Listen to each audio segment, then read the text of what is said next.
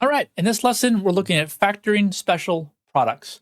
So we've seen these again when we weren't factoring, we were actually just multiplying them out. And now we're going to be pulling them apart, just like we would do with factoring. So we have perfect square trinomials. We have a squared plus 2ab plus b squared.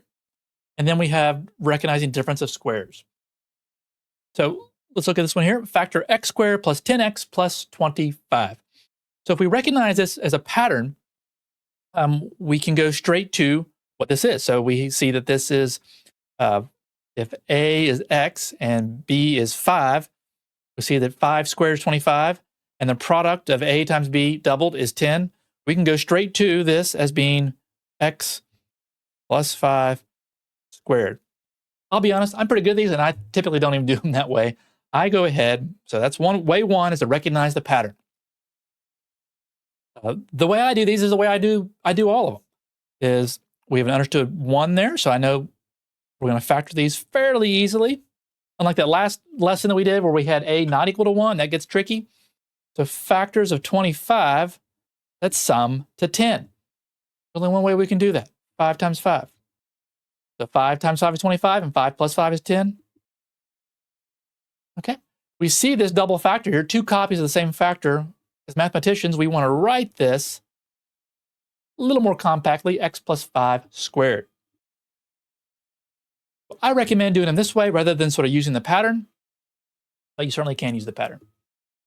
It's harder for me to teach using the pattern. We got to think almost more, we have to think a little bit more using the pattern than we do doing them the way that we've kind of been doing them the last few lessons. Okay, try this one. Y squared minus 12y plus 36. Again, if you're good, you can recognize the pattern and write down the answer. Let's go ahead and just write this down. So 36. The factors of 36, I know this is going to be understood 1, so we have y and y. The factors of 36 that are going to sum to 12. Well, 6 and 6.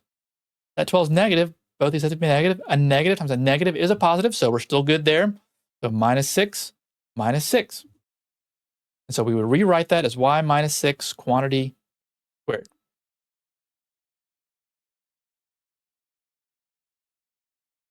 A squared plus 14a plus 45. So again, one thing I should have been telling you to do the whole time is look for a GCF. Do I have a GCF in these? I don't. Do I have one here? I don't. And factors of 45.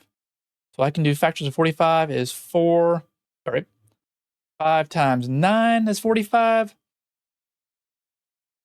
And so what's this going to be here? So in 5 plus 9 is 14. So that's going to work out. So a plus 5 times a plus 9. So that one was not a perfect square. Probably put that in there just to kind of keep us honest that not everything is a perfect square, as we see. I mean, those are special products.